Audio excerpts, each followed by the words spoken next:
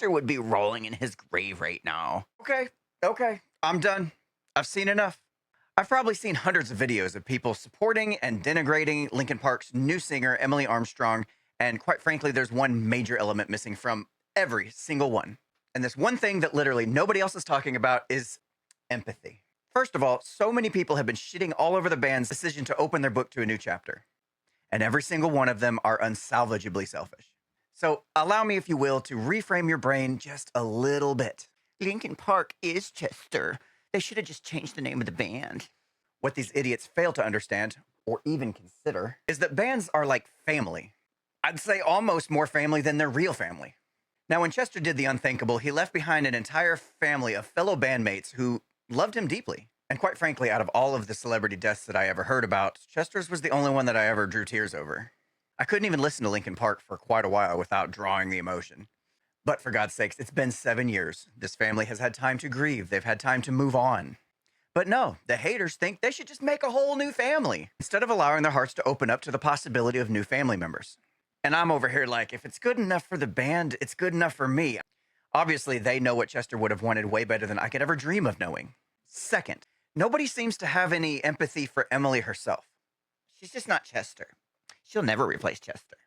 Bro, nobody's trying to replace Chester.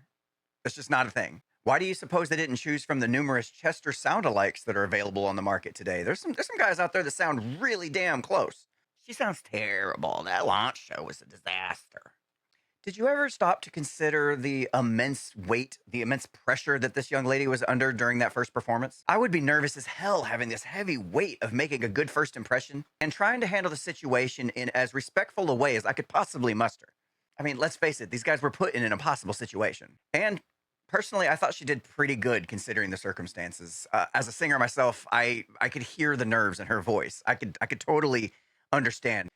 But that wasn't good enough for you turds, which brings me to number 3. It's become common practice nowadays that when things aren't going your way and somebody's doing or saying some things that you disagree with, your initial instinct is to just start digging into their entire past and try to pull up any little dirt you could find to hold against them.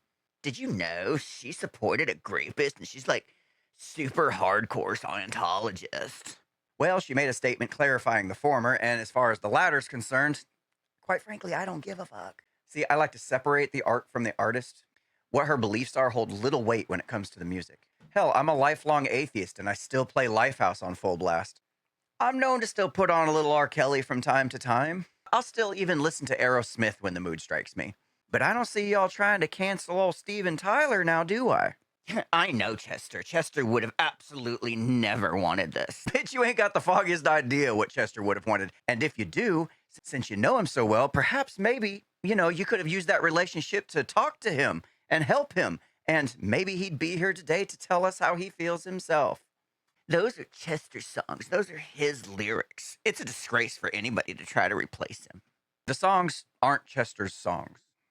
He and the rest of the band shared them with the rest of the world. The reason they became hits is because so many of us saw ourselves in those songs. Lord knows I did, and clearly one of those people was Emily. Good Lord, these people have no grace nowadays.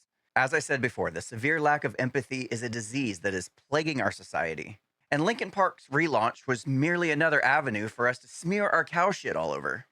Because God forbid we get to have anything nice nowadays. So please have a little forgiveness, have a little grace, have a little empathy for the impossible situation this must be for the remaining band members.